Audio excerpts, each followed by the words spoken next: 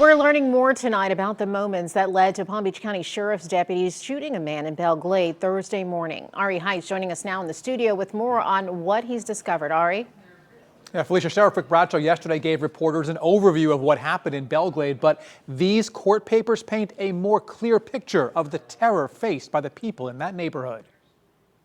This was the scene near Southwest Avenue G Place in Belle Glade Thursday morning, moments after Palm Beach County Sheriff's deputies shot a man they say was threatening them. He threw this large rock at one of the deputies and then came up in a threatening fashion with this unknown weapon.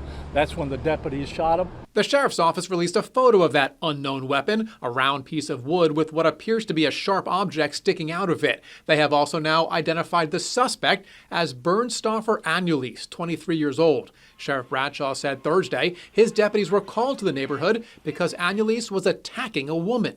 The one lady was getting her groceries out of the car that was attacked to start with. Court records obtained by WPBF 25 News show just how violent that attack was, saying Anulis knocked the woman down, began kicking her. Quote, she said at one point he tried to pull her pants down and she thought he was trying to sexually batter her.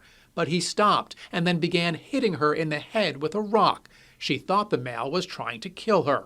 Investigators say Anulis did not stop with just one victim.